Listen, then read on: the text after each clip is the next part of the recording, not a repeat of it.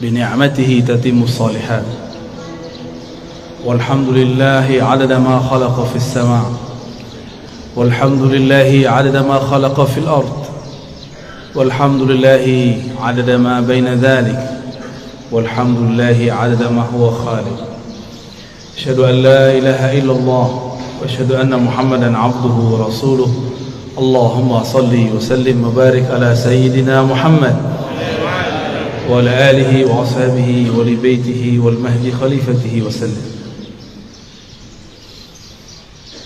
Ibu Bupati dan Bapak Wakil yang dimuliakan Allah, betapa senangnya kita umaranya ikut ngaji. Alhamdulillah. Kalau kata pengantar cukup wakil atau sekdanya, tapi kalau ngaji langsung orangnya. Alhamdulillah. Bapak Ketua Pengurus MUI, Ketua Ta'mir, para ulama dan jamaah yang dimuliakan Allah. Tidak mudah bangun sebelum subuh, ya. Karena tidak mudah jika dipikirkan pakai akal. Karena bangun waktu subuh, sebelum subuh, itu bukan urusan kita, itu urusan Allah.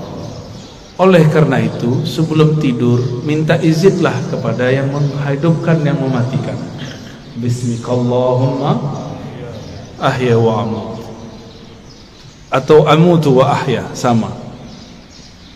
Ya Allah, izinkan aku tidur dan hidup kembali. Kalaupun bangun dalam nama Allah, maka kita bangun mengatakan alhamdulillahilladzi ahyana. Terima kasih yang telah mengembalikan hidup kami, ya Allah. Hidup kalau tidak tambah taat dan ma'rifat, percuma hidup.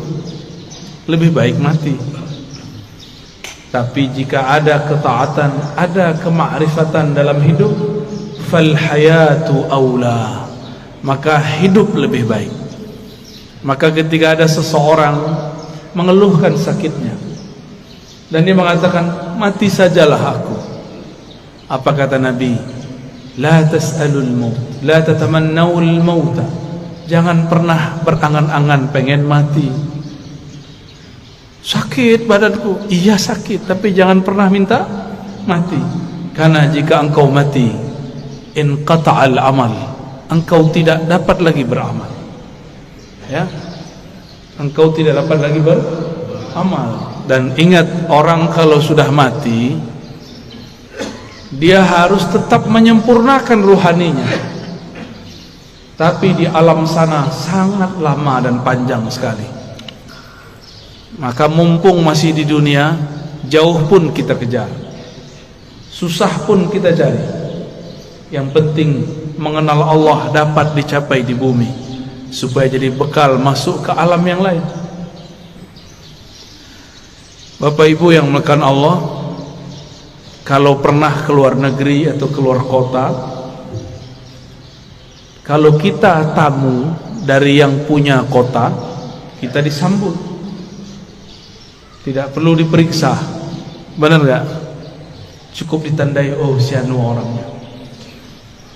Tapi kalau kita tidak kenal dengan yang punya kota, maka kita diperiksa. Alam ini dicipta karena Allah cinta kepada baginda Rasul sallallahu alaihi wasallam.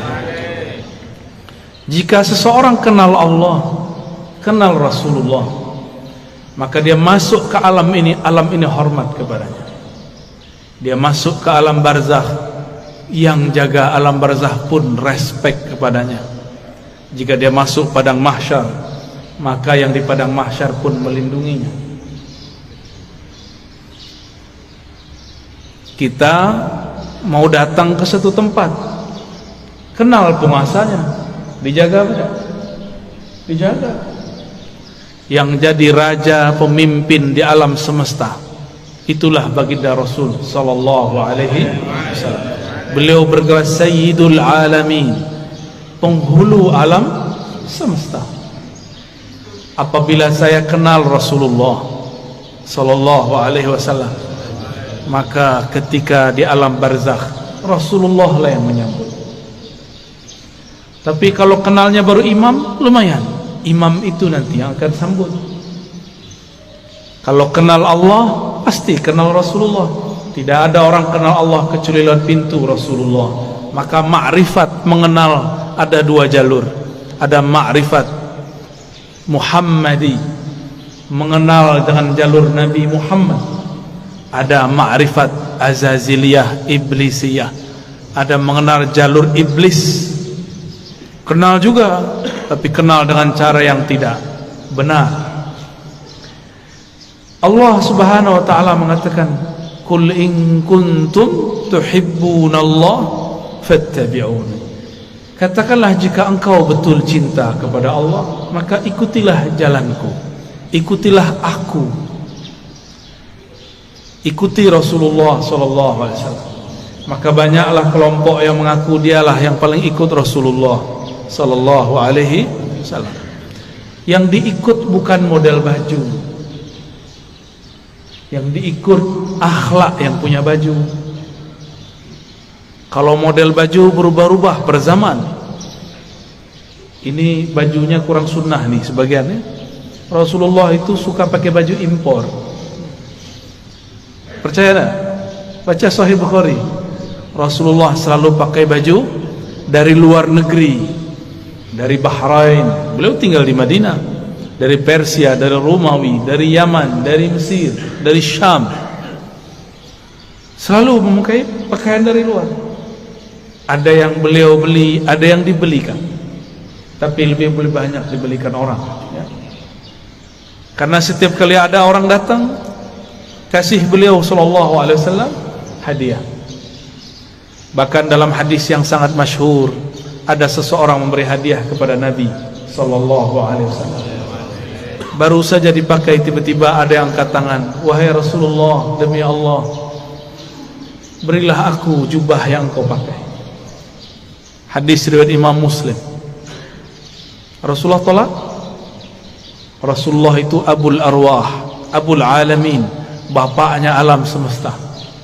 Karena beliaulah alam ini Allah cipta. Maka jika ada anak-anaknya minta, tidak mungkin beliau tolak. Bukan saja manusia, semua yang di alam ini meminta, pasti beliau terima. Maka beliau mengatakan, "Baik, diamlah sebentar, biar aku pakai dulu, biar senang dulu yang memberi." Kira-kira begitu kalau dia maknai. Nabi mengatakan, "Diam sejenak, aku pakai dulu." Dipakai sebentar, berpindahlah keharuman beliau sebagian kepada jubah itu. Baru beliau memberikan kepada orang ini. Tapi setelah itu ribut, sahabat-sahabat marah kepada yang meminta. Tapi apa kata yang meminta? "Tahukah kalian untuk apa aku meminta ini? Aku meminta jubah Rasulullah untuk menjadi kain kafanku jika aku masuk kubur." Jadi beliau ingin dapat bau Rasulullah sallallahu alaihi wasallam. Keharuman Nabi tercium sampai ke langit. Beliau baru lahir, disambut oleh semua malaikat. Beliau lagi main-main, diinteli, disorot oleh malaikat-malaikat. Mereka ingin pastikan, inikah orang yang harum itu? Begitulah kata Jabir ibn Samurah, Anas bin Malik, dan sahabat-sahabat yang lain. Tidaklah Nabi melewati satu tempat, melainkan tempat itu ada harum Rasulullah di sana. Ketika Nabi pergi, harumnya masih tersisa. Sallallahu alaihi wasallam. Itulah sebabnya Imamuna Imam Malik, guru dari imam kita Muhammad bin Idris Asy-Syafi'i, jika beliau masuk kota Madinah, beliau langsung melepaskan sendalnya dan berjalan di bawah, tidak menggunakan kendaraan apapun. Lalu orang-orang bertanya, "Itu raja-raja masih naik kendaraan, kenapa engkau nyeker jalan kaki?" Apa jawaban Imam Malik yang wafat 179 Hijriah? Sudah jauh setelah Rasulullah, tidak bertemu fisik Rasulullah sallallahu alaihi wasallam. Apa kata beliau? "Aku malu Di mana ditaruh wajah Malik? Dia berjalan dengan kakinya yang gagah di atas kendaraannya yang megah, tapi di bawah tanah ada jasad Rasulullah sallallahu alaihi wasallam. Oleh karena itu Allah muliakan Imam Malik bin Anas dengan memandang Rasulullah setiap kali dia tidur. Ma bittu lailan illa wa ra'aitu an-nabiyya sallallahu alaihi wasallam. Tidaklah aku tidur melainkan aku bermimpi memandang Rasul sallallahu alaihi wasallam. Berdasarkan hadis ini, riwayat-riwayat ini dan kisah Imam Malik, orang-orang semuanya beradab kepada Rasulullah. Suatu kali Rasulullah sallallahu alaihi wasallam berganti mimbar. Tadinya bersandar di pohon pelepah atau belahan-belahan pohon kurma. Tiba-tiba ada orang Rum, orang Syam. Mereka baru datang ke Madinah, tapi langsung masuk Islam. Ahli mebel, tahu mebel ya? Dia bisa buat mimbar Rasulullah. Ini termasuk mimbar, ini mimbar namanya. Ini bukan panggung, tapi mimbar cuma kegedean. Ya. Lalu Nabi naiklah ke atas mimbar. Ketika Nabi memulai mau mengajar di atas mimbar, tiba-tiba beliau dan para sahabat mendengarkan suara seperti orang merindu, seperti pengantar dari pembawa acara kita yang sangat merindukan Rasul sallallahu alaihi wasallam. Ternyata suara dilihat tidak ada anak-anak, tidak ada orang-orang, tidak ada siapapun yang menangis. Rasulullah mengerti, maka beliau mengatakan, yang menangis itu pohon kayu yang aku jadikan sandaran. Sekarang aku tinggal karena ada mimbar yang baru. Maka beliau turun sejenak. Itu tiang pohon dielus-elus, hanna hanina. Dia sedang merindu kepada Rasulullah, ditinggal oleh Rasulullah. Maka Nabi ajak dia ngobrol. Kamu pilih bersamaku atau masuk surga? Kalau kita ditanya begitu, maunya apa? Masuk surga. Samalah dengan kayu. Kata si kayu, masuk surga wahai Rasulullah. Ya, tinggian dikit daripada onta ya. Kalau onta datang kepada Rasulullah ngaku masalah perut, punggungnya sakit, ngadu kepada Rasul, mengadukan perasaan perut dan punggungnya yang berat. Lain dengan si pohon, dia mengadukan masalah, ingin selalu jadi sandaran Rasul. Nabi kasih kesempatan, bersamaku atau surga? Jawabannya apa? Ya, kalau si pohon jawabnya apa? Kayu bilangnya apa? Surga, karena kayu tidak punya akal. Kalau kayu punya akal, dia akan jawab, bersama engkau wahai Rasulullah. Ya, jadi yang berhati kayu minta surga dia ya. Berarti di dalam kayu ada ruh yang merindu. Tidak mungkin kayu bisa nangis jika tidak ada ruh di dalamnya. Maka di sini ada ruh. Ada ruh. Di alam semesta ada ruh. Kalau bahasa kawan-kawan ilmu pengetahuan, ada energi. Di alam semesta ini bertebaran energi-energi yang aktif. Elektromagnetik kata orang, dan itu tarik menarik. Apa yang membuat dia paling tertarik? Yaitu sosok baginda Rasul sallallahu alaihi wasallam, atau siapapun yang terhubung kepada Rasulullah sallallahu alaihi wasallam. Maka datanglah seseorang kepada baginda Rasul sallallahu alaihi wasallam, minta izin untuk cium tangan dan kakinya. Ada lagi orang datang karena tidak ada Rasulullah, Rasulullah sudah dikubur. Maka datanglah kepada khadam Rasulullah, pelayan Rasulullah, Sayyidina Anas. Orang ini mengatakan, ya Anas, manakah mata yang dulu mata itu memandang Rasulullah? Izinkan aku mengecup matamu. Ada lagi yang datang kepada Jabir, datang kepada sahabat-sahabat lain, mengatakan, manakah tangan yang dulu tangan engkau pernah bersentuhan dengan tangan Rasulullah sallallahu alaihi wasallam? Izinkan aku mengecupnya, memegangnya. Begitu dulu mereka merindukan Rasulullah sallallahu alaihi wasallam, yang tidak dapat memandangnya, memegangnya, maka pandanglah siapa yang pernah memandangnya. Sallallahu alaihi wasallam. Tiadalah mukmin memandang Rasul sallallahu alaihi wasallam kecuali bertambah cintanya.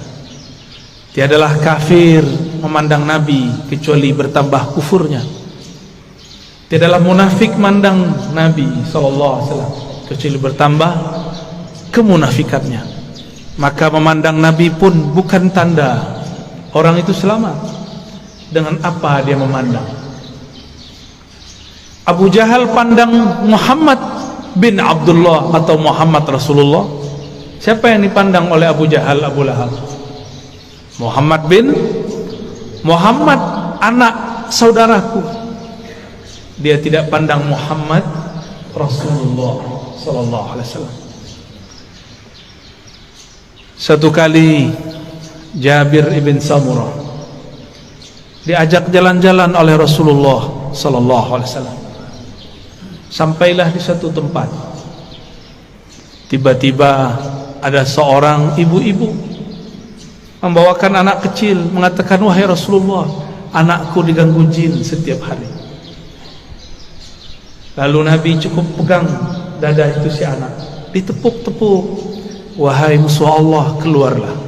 Ya aduwallah, ukhruj." Cuma begitu beliau meruqyah, keluar itu setan. Kalau kita sudah baca Al-Baqarah, sudah khatam, enggak keluar-keluar jinnya. Ya, sahih. Belum baca ayat kursi. Apa yang salah? Bukan ayat kursinya kurang sakti, kau kurang yakin. Ya. Itu masalahnya. Rasulullah SAW sumber keyakinan, maka tidak perlu baca-baca. Beliaulah Al-Quran yang berjalan. Ketika Sayyidah Aisyah mengatakan akhlaknya Rasulullah adalah Quran, berarti Rasulullahnya apa? Jika akhlaknya Quran, sifatnya apa? Jika akhlaknya Quran, namanya apa? Jika akhlaknya Quran, zatnya apa? Yang punya akhlak itu dirinya siapa? Tentulah ia hakikat dari Al-Quran itu sendiri. Maka jika Rasulullah meruqyah orang cukup sentuh hilang. Kita sudah hembus 10 kali enggak hilang-hilang, karena merasa pintar, ya? Tidak melalui Rasulullah sallallahu alaihi wasallam. Dulu ada makhluk paling hebat di langit dan kemudian menjadi penguasa surga. Dia bergelar Harisul Jannah atau Khazinul Jannah, pemegang kunci surga. Sayang tidak pernah solawat kepada Rasulullah sallallahu alaihi wasallam. Bagaimana dia mau solawat? Ternyata kadang-kadang orang itu diuji dengan orang yang paling dia benci.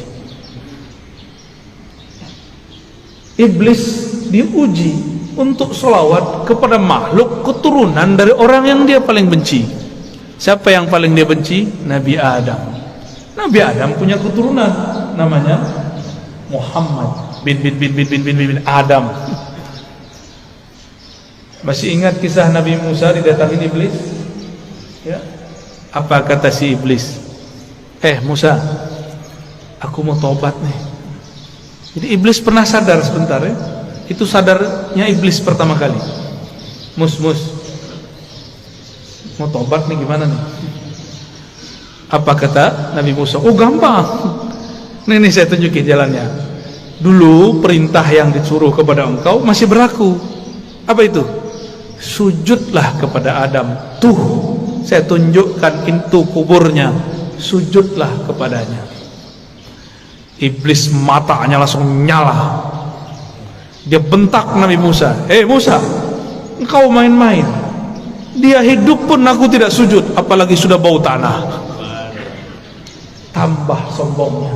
Maka tidaklah setiap hari memandang iblis kepada kekasih Allah kecuali bertambah kekufurannya. Aba wastakbara wa kana minal kafirin. Enggan, sombong, dan dia selalu kafir.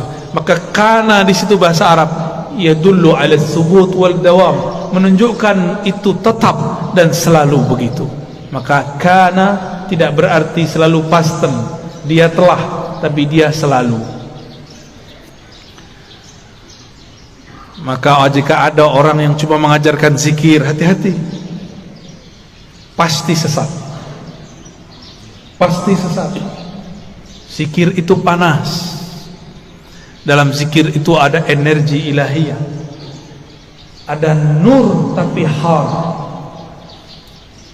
Itulah sebabnya zikir itu bisa menetralkan banyak hal.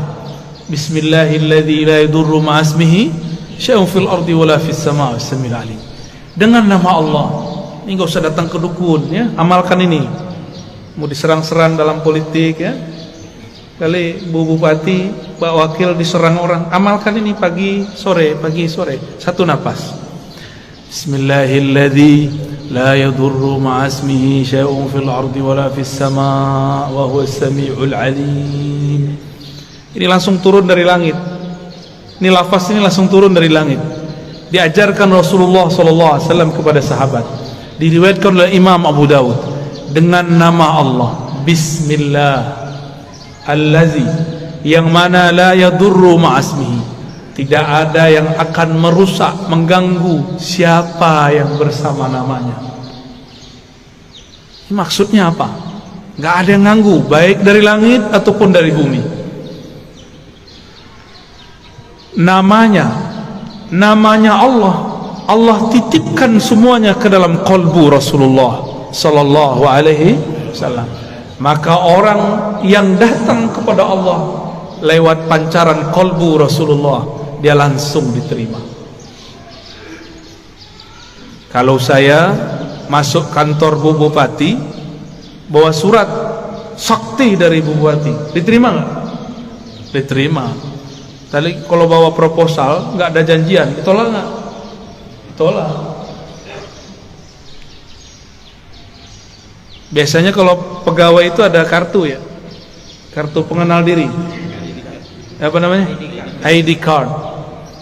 ID card. Itu kalau kita kemana-mana pakai ID card, tertulis di situ statusnya apa.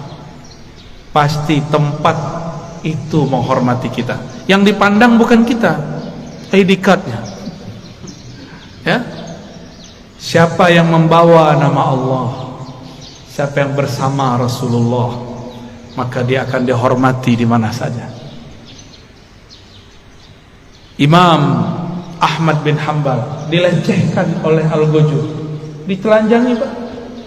Itu Imam Ahmad bicara kepada sarungnya, wahai sarungku, tutuplah auratku. Takutlah kepada Allah, engkau mempermalukan aku. Langsung naik itu, diturunin lagi oleh Al-Ghujur, enggak turun-turun. Al-Ghujurnya takut. Mulai Al-Ghujurnya takut Pak. Ayah Buya Hamka mau dirampok oleh penyamun dulu di tengah jalan. Dulu kan belum ada PJR ya, belum ada polisi ngawal kalau Ustadz jalan ya. Dulu ayah dari Buya Hamka namanya Syekh Abdul Karim Amrullah mau dirampok, mau dibunuh oleh penyamun.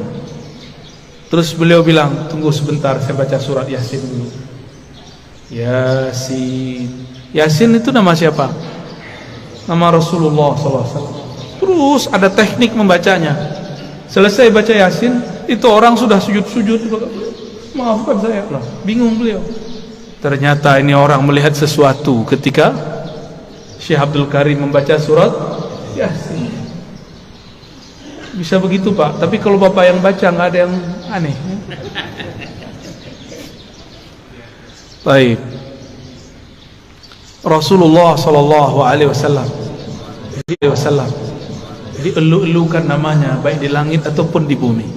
Coba lihat, Sayyidina Jibril bolak-balik naik langit, tapi setiap kali sampai di langit pertama selalu ditanya, "Man anta?" Ente siapa? Itu Jibril. Jibril langsung bilang, "Saya orang yang bawa risalah Nabi Muhammad." Dibuka langsung, sebut nama Nabi, buka langsung. Jadi pembuka pintu langit nama Nabi Muhammad sallallahu alaihi wasallam. Maka orang-orang yang hidupnya bermasalah, cobalah mulailah selawat pagi 100, sore 100, malam 100. Disenggak, lagi di motor, lagi di mobil, sholawat 100 kali. Jangan kurang sholawat setiap hari daripada 500 kali lah. Sembari bekerja, sembari bergerak. Apa susahnya? Kenapa bersosial media tidak susah? Tapi bersosial media dengan Rasulullah susah. Kenapa kita mau jemput rezeki? Pada rezeki itu ada berkah Nabi SAW. Rezeki terbesar umat adalah lahirnya Rasulullah SAW. Suatu kali Uwais Al-Qarni hendak pergi haji. Tiba-tiba ibunya mengatakan, "Wahai Uwais, jika engkau pergi, dengan siapa ibumu?" Kata Uwais, "Baiklah ibunda, tapi tunggu sebentar, aku berikan semua perbekalanku kepada temanku yang sedang merindukan Rasulullah. Tapi dia tidak punya bekal, orang tuanya sudah tidak ada." Dihantarkanlah kepada orang itu. Entah dapat apa rasanya. Orang-orang berangkat, dia tidak bisa berangkat. Teman-temannya Uwais dan teman-temannya semua berangkat, orang ini nggak berangkat. Tiba-tiba Uwais ketuk pintu mengatakan, "Wahai Tuan, wahai sahabatku, ini semua bekalku, aku berikan kepada engkau." Orang ini lagi sujud, ingin berangkat tapi tidak punya uang, ingin berangkat tidak punya kendaraan. Apa yang dia rasakan? Lalu dia bertanya, "Lalu engkau bagaimana wahai Uwais?" "Aku masih punya ibu." Jika rindu Rasul SAW harus merawat ibu. Orang yang rindu Rasulullah tidak hormat kepada ayah ibunya, batal cintanya. Orang cium tangan guru tapi tidak cium tangan ayah ibunya, batal cium tangannya. Orang yang ziarah ke ulama tapi tidak ziarah ke ayah ibunya, batal cintanya kepada ulama. Betapa aneh sekarang, banyak orang baik ke gurunya tapi membentak ayah ibunya. Aneh.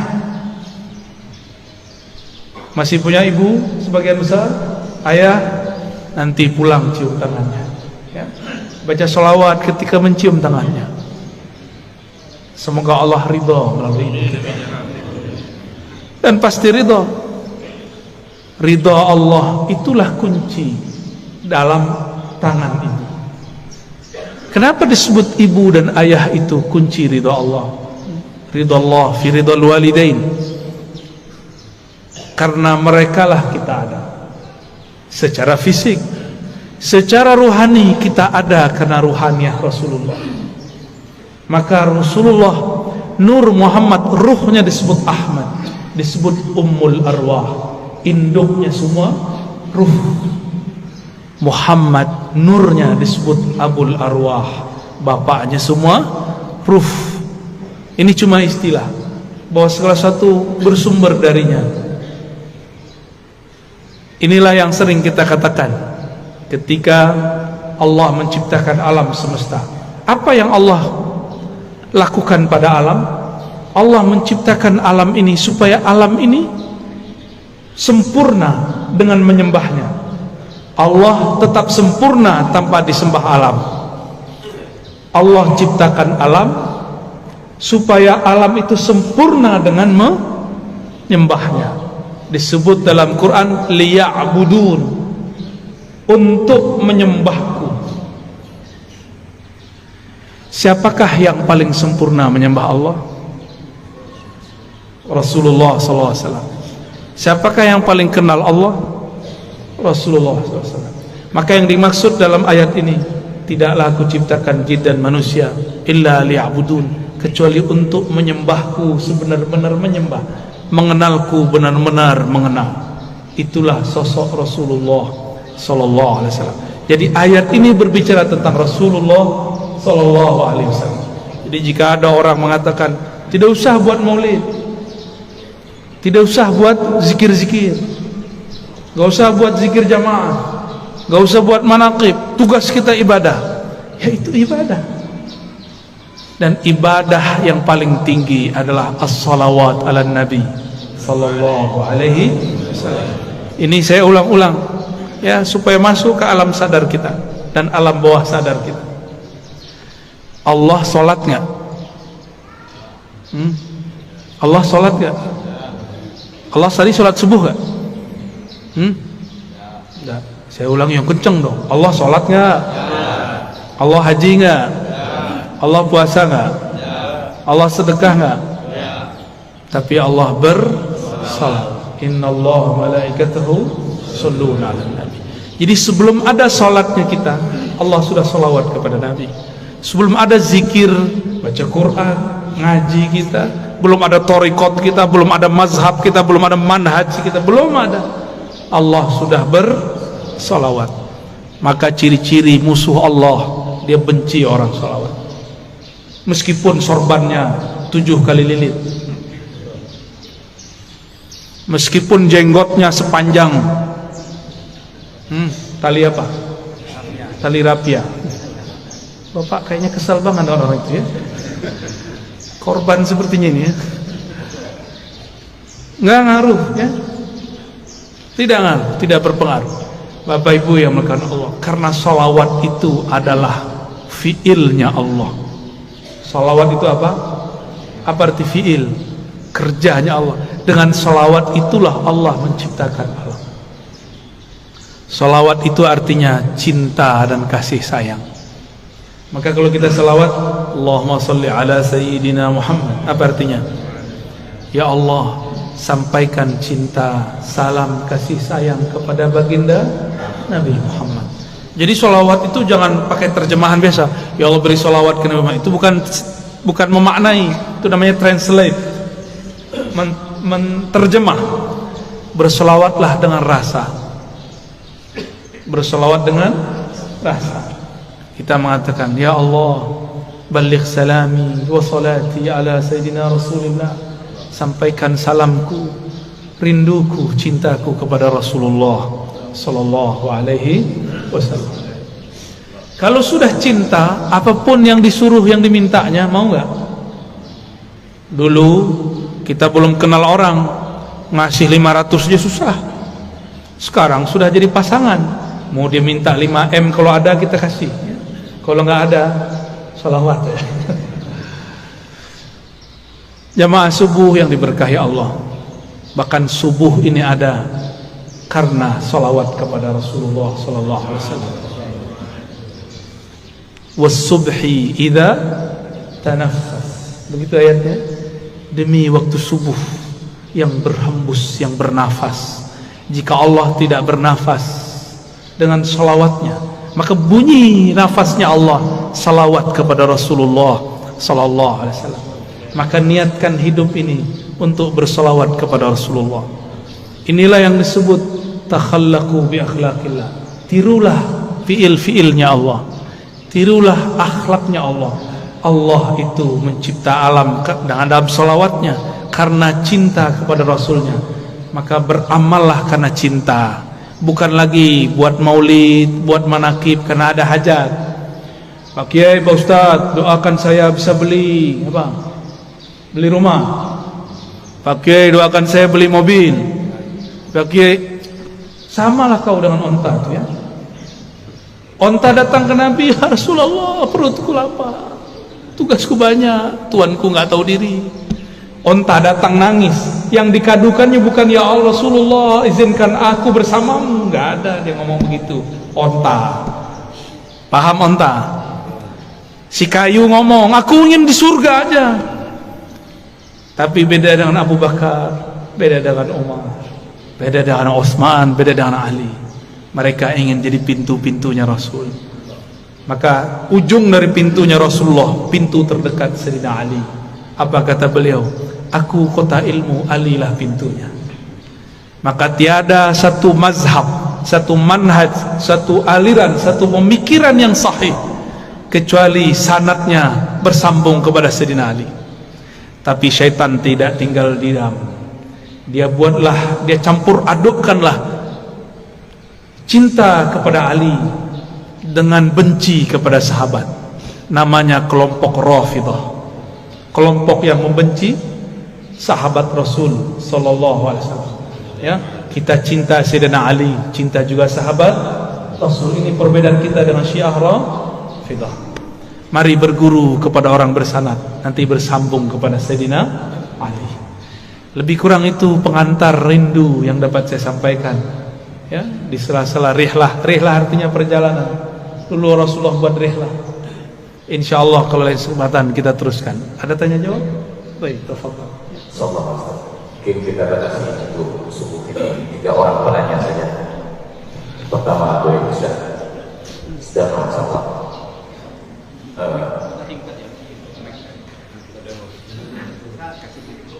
Ya, yang ibu-ibu satu.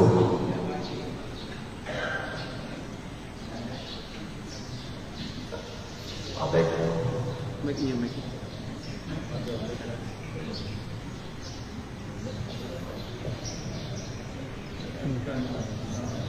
Pertanyaannya singkat ya Pak. Langsung kepada pertanyaannya.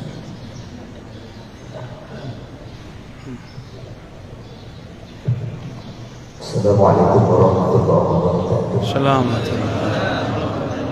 Sebelumnya mengucapkan marhaban ibu-ibu ya. Marhaban bikum.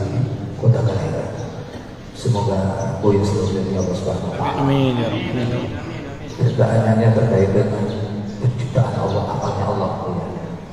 Saya pernah mendengar bahwa Allah mencipta itu menggunakan afal kun untuk makhluk. Tetapi ketika di bagian Nabi tidak menggunakan kata kun, dan menggunakan pusat nafas. Kemudian kun itu di situ ada kata k dan nun. Yang pertama adalah kamal nur dan kamal nun. Jadi relevansinya atau realnya yang kamal nur itu apa?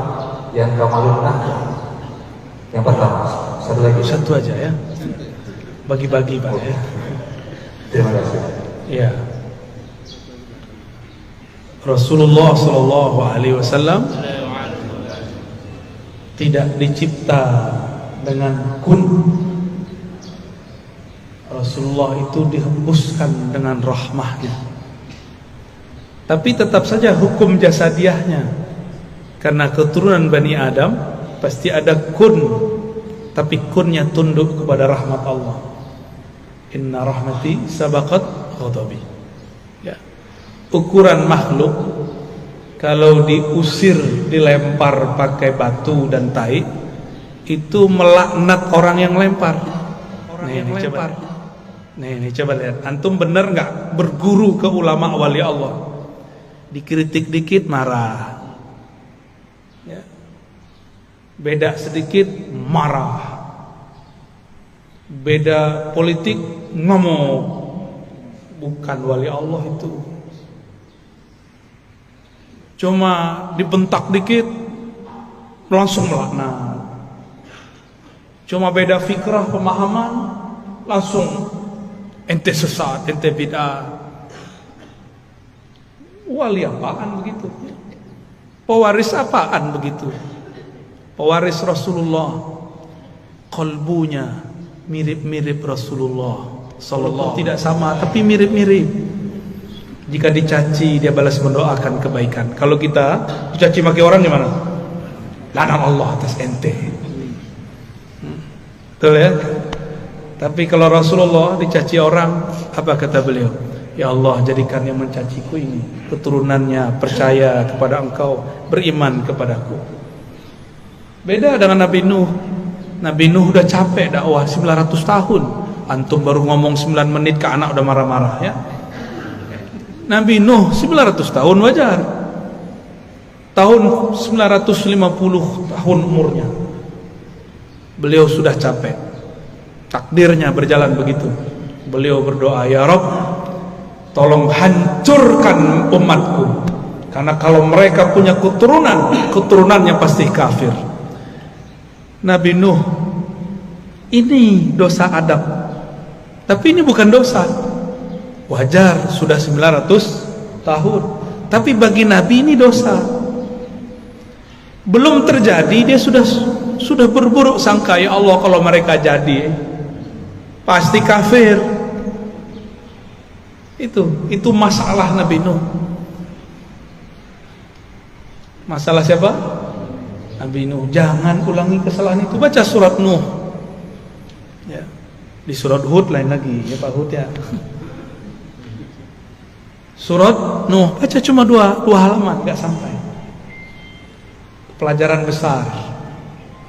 Karena nabi-nabi pun tidak sesempurna Nabi Muhammad SAW. Yang sempurna rahmatnya bulat turun itu ke Nabi Muhammad SAW. Maka siapa yang jadi pewaris Nabi Muhammad, pasti kalbunya dipenuhi rahmah, gak ada benci.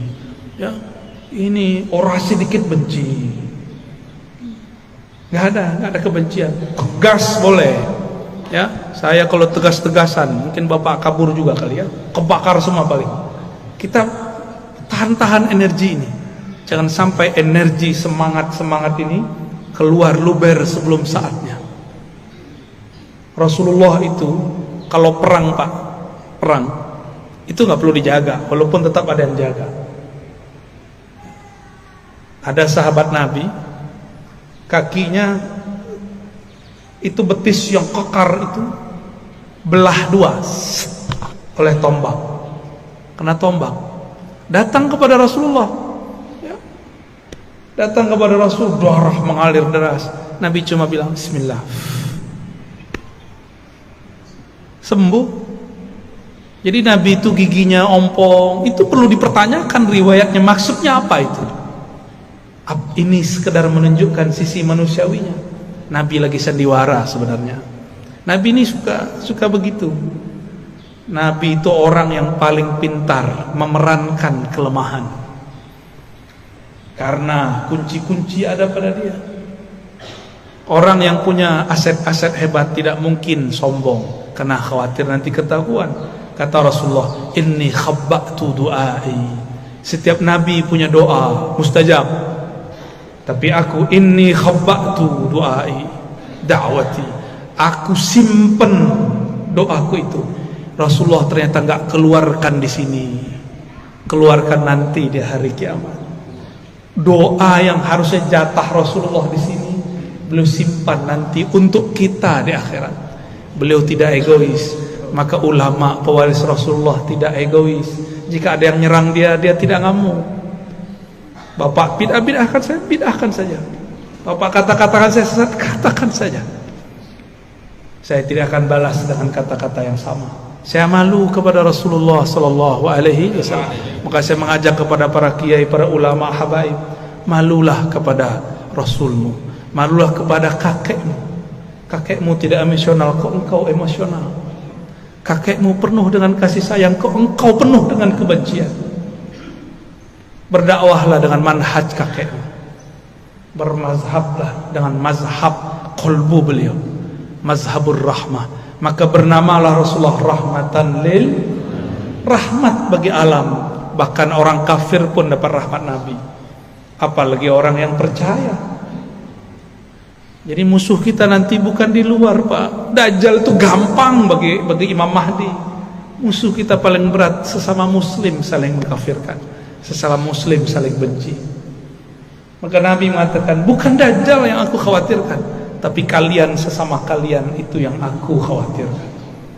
Itulah yang Nabi baca di takdir kun. Kamal nur, kamal nar, ada dua-duanya, Pak. Meleset dikit jadi nar. Nar itu membakar, nur itu menerangi. Di dalam diri semuanya ada. Di dalam diri kita ini ada nuskhah nuriyah, ada nuskhah nariyah. Dalam diri kita ini ada lembaran cahaya, ada lembaran api. Kita mau pakai yang mana?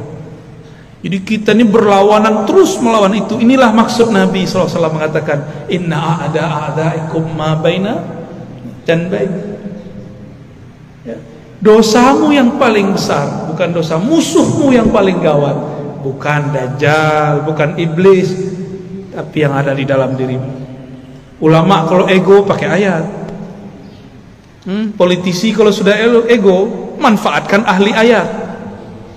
Ya, saya yakin bupati dan wakil jauh dari itu ya. Amin ya rabbal alamin. Ya. Udah itu dulu deh. Satu. Ya. Siapa? Ibu-ibu ada? Ada. Bismillahirrahmanirrahim. Assalamualaikum warahmatullahi wabarakatuh. Allahumma ya salli ala Muhammad. Allahumma ya salli ala Muhammad. Allahumma ya salli ala Muhammad dari dzikri ahad. Amin. Alhamdulillah pada malam hari ini, pada subuh hari ini kita bisa bersama ya. Langsung saja pertanyaannya ya tentang masalah abul arwah. Kalau di dunia ini kita mempunyai bapak jasmani kita kan, kalau kita rindu berkasih sayang atau kasih yang mudah kita untuk menemuinya. Lalu bagaimana akses kita untuk menemui atau berkasih sayang atau merindu dengan abul arwah kita tersebut? Ya. Baik. Demikian ya. Assalamualaikum warahmatullahi wabarakatuh. Assalamualaikum.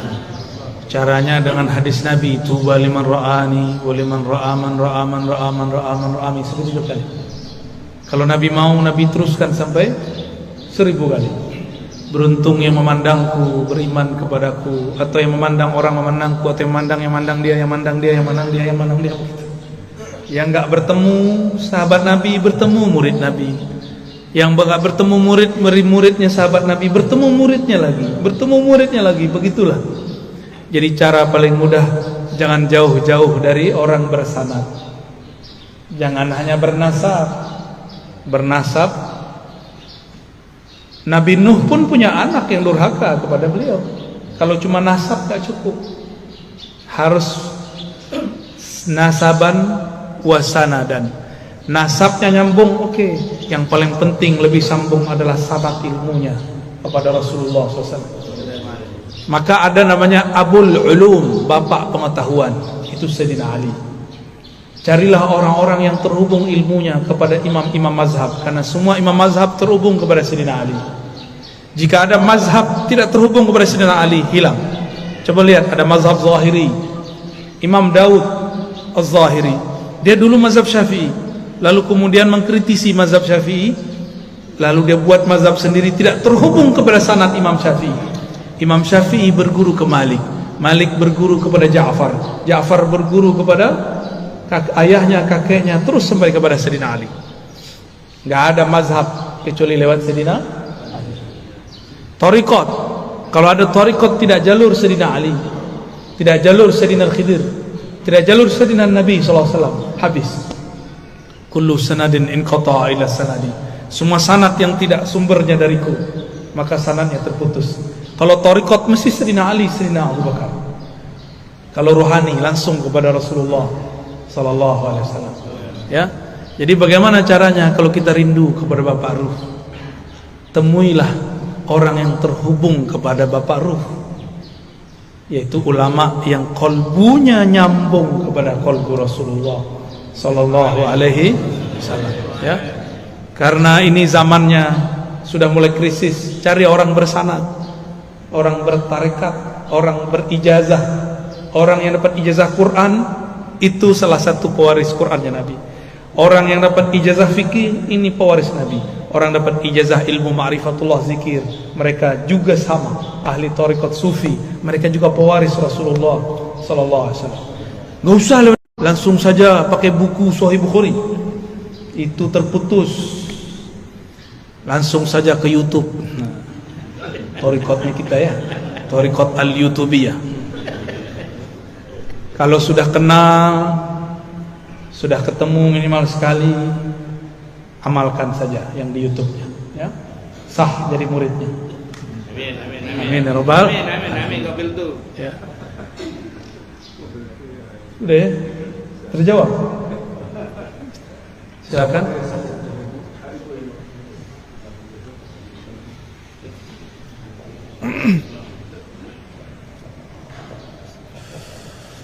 Assalamualaikum warahmatullahi wabarakatuh. Assalamualaikum. Buya yang kami hormati dan kami muliakan sama Allah. Saya seorang ibu sebagai kedai perempuan ingin bertanya, seorang kaum wanita ini nafsunya lebih banyak daripada kaum pria.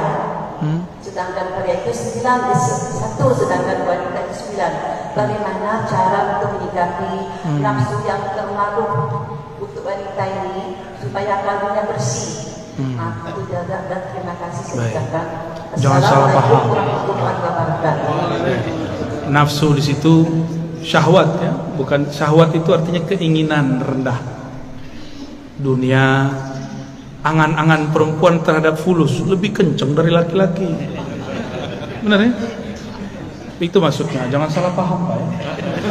Ibu itu nggak nafsu sama bapak. Begitu juga kalau sudah senang dengan lawan jenis,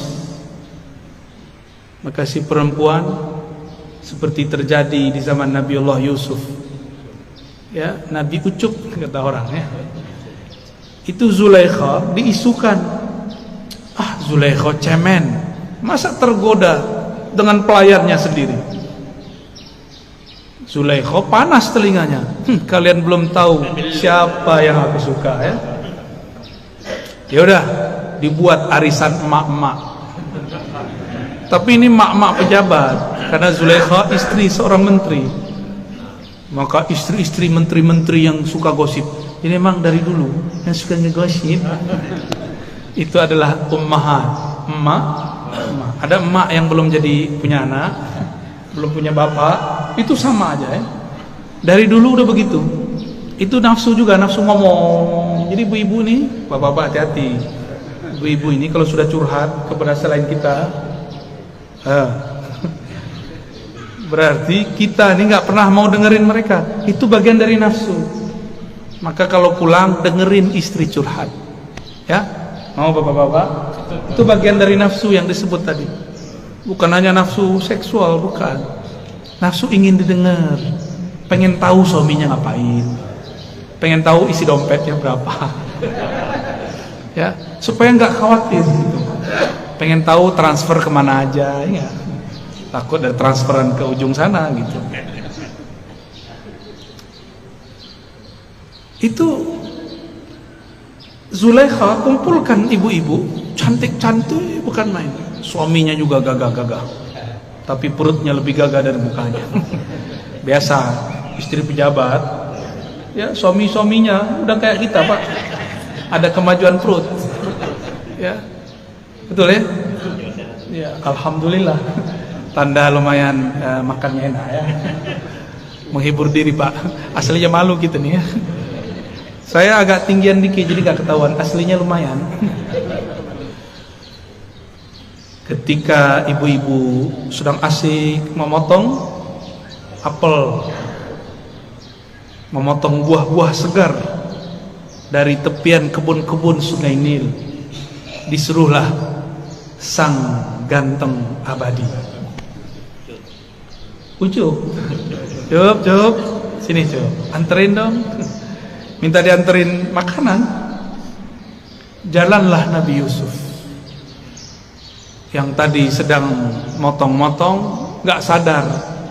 Mereka tidak motong tangan, tapi kegores, berdarah tangannya, dia gak sadar. Sudah berdarah dia gak sadar. Itu debus paling hebat itu ya. Ibu-ibu ini usah belajar debus, pandang aja orang cakep ya. Tiba-tiba Nabi Yusuf dipanggil, mereka semuanya terkagum. Apa kata mereka? Ya Rob, ini bukan manusia, ini malaikat.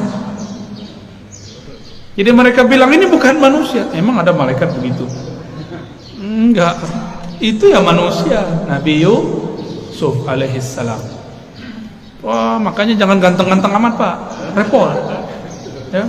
Jadi mukanya nggak usah dikasih apa namanya, pembersih itu. Udah lo begitu aja lah, laku. Ibu-ibu tuh baru perlu tuh ya pembersih, bedak, nggak apa-apa. Kalau kita nggak usah. Nabi Yusuf wajahnya lebih cantik daripada perempuan, lebih gagah dari panglima. Dilihat gagahnya gagah, dilihat halus lembutnya sangat lembut. Sampai satu ruas itu mereka, satu ruas di wajahnya mereka mengatakan. Tapi kata Rasulullah SAW, Jamalu Yusuf nisfu jamali. Makanya ada lagunya, ya Jamal, ya gimana lagunya? Ya Jamal, ya Jamal. Aduh susah ya, Jamal lo. Artinya apa? Gagahnya Nabi Yusuf baru separuh gagah. Tapi Nabi Muhammad sembunyikan gagahnya itu dalam tubuh Muhammad bin Abdullah. Karena kalau dibuka, Nabi Yusuf kalau berdiri, ibu-ibu lupa diri. Nabi Daud jika bernyanyi, burung pun lupa nafas. Nabi Daud tuh kalau udah zikir 3 hari bisa nggak makan minum. Burung yang tadi mau berangkat, karena burung ini nggak punya tabungan, maka si burung dia lemas, dia tidak sadar dia sudah mati dalam mendengarkan kalam-kalam yang dibaca Sayyidina Daud. Begitu juga kalau Nabi Yusuf lama-lama berdiri di situ, bisa-bisa benar-benar putus tangan ibu-ibu itu. Yaqta'na aydiyahunna, hampir-hampir saja mereka memotong jari-jarinya. Untung Nabi Yusuf disuruh lewat lagi. Terus sup. Biar aku saja yang menikmati wajahmu, kata Zulaikha. Lalu Zulaikha mengatakan, lihat tangan kalian. Kagetlah mereka. Tangannya sudah berdarah-darah, tapi tidak terasa sakitnya. Begitulah kalau melihat sang kekasih yang hakiki. Sakit pun kita jalani, benar kan? Itulah kata mak-mak dulu, yang penting sama kamu. Jual gorengan juga nggak apa-apa. Yang penting sama kamu walaupun hidup susah. Suaminya ngomong gitu. Siap hidup susah nggak? Seharusnya ibu-ibu jangan begitu, ya. Bapak-bapaknya disuruh ngomong, siap hidup enak nggak? Bisa gitu nggak? Gak ada ngomong gitu, Pak. Bilangnya selalu siap hidup. Seharusnya bukan begitu. Siap membersamaiku, susah senang. Itu baru suami keren, Pak. Masa hidup ngajak susah? Ya, jadi kalau bapak-bapak ini mau menikah lagi, ngomongnya gimana? Dia amin lagi. Gimana ngomongnya? Siap hidup bersamaku, senang ataupun susah, berjuang bersama. Begitu. Sok-sok bisa berjuang lagi susah, ya? Paling juga cerai. Jika Nabi Muhammad tampilkan semua keindahannya, maka tiada sahabat yang berani berjalan di depan Nabi, hidup makan depan Nabi, nggak ada yang berani. Imam Malik dibukakan Allah rahasia Nabi, nggak berani jalan pakai sandal, nggak berani jalan pakai onta, pakai kuda. Imam Malik. Kita kan nggak sadar hak makom guru kita, ya. Kalau tahu nggak bakal berani, Pak. Ya.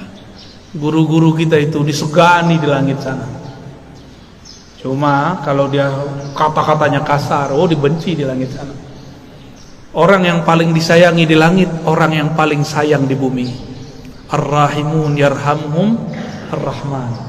Orang yang penyayang disayangi Rahman, pemilik aras, pemilik langit bumi. Irhamu man fil ard yarhamukum man fis. Sayangi yang di bumi, yang di langit pasti sayang kepadamu. Maka ada rumusan kaedahnya. Yang paling disayang di langit oleh malaikat dijadikan gosip. Jadi malaikat suka gosip, Bu. Kalau ibu sayang kepada makhluk, maka kalau ada kucing kasih makan, ada anjing kasih makan, jangan ditabrak, ya. Kalau semut jangan dibunuh kecuali sudah mengganggu, ya. Nabi mengatakan, laula annal kilab ummatun minal umam la amartu bi qatliha. Seandainya anjing itu bukan umat daripada umat-umat. Jadi umat Nabi bukan hanya kita. Umat Nabi, ummah makhluk yang dia muncul dari daripada induk alam semesta, yaitu Rasulullah SAW. Semua itu umat Rasul. Jadi anjing itu umat Rasul, kucing umat Rasul, semuanya umat Rasulullah. Sayangi, Pak. Pohon-pohon itu umat Rasulullah. Kalau nggak pohon mana bisa datang kepada Nabi? Nabi kalau lewat, pohon diluk atau diluk, nunduk. Pohon tahu kalau yang datang Rasulullah. Betapa kerasnya hati, lebih keras dari pohon. Rasulullah lewat namanya, kita cuek-cuek aja. Sallallahu alaihi wasallam. Lalu bagaimana supaya nafsu tidak besar? Nafsu itu lawannya cuma satu, puasa. Puasa ada dua, puasa zahir, puasa batin. Sesuai hadis yang sahih itu, Nabi mengatakan, jika engkau sedang berpuasa lalu ada orang menyerangmu, mengata-ngataimu, falyaqul inni shaim, katakan aku sedang puasa. Berarti itu puasa batin. Melihat sesuatu yang kita pengen, puasa batin. Ya, jadi puasakan jiwa, nanti jiwa tunduk kepada akal dan qalbu. Jangan selalu diperturutkan. Ya, itu Bu palingnya. Jadi ibu-ibu ini punya suami walaupun pakai jilbab, pakai cadar, itu galaunya sama semua. Serius Pak, nafsunya sama, mungkin lebih besar. Kolbunya harus bergantung kepada Allah, cintanya harus lewat Rasulullah. Banyak-banyak sholawat di rumah, undang nur Rasulullah ke rumah, insya Allah kolbunya lebih sejuk. Ya, karena alam ini kalau tidak ada nama Nabi itu gak beres. Maka masalah apa aja dimasukkan salawat beres. Ada masalah, minta kepada Allah, ya Allah, hambamu sedang masalah. Bukan masalah ini ingin diselesaikan ya Allah, tapi aku khawatir jika masalah ini tidak selesai, kolbuku terganggu mengingat engkau, terganggu bersalawat kepada Rasul engkau. Maka kita minta rezeki bukan karena rezekinya, supaya kita tambah dekat kepada yang memberi rezeki. Kita ini pengen ditunaikan hajat bukan karena si hajat itu, tapi supaya mudah bersalawat kepada Rasul sallallahu alaihi wasallam. Halo? Ya, terus Buya, satu lagi pertanyaan yang mulia dari Pak Kiai kita.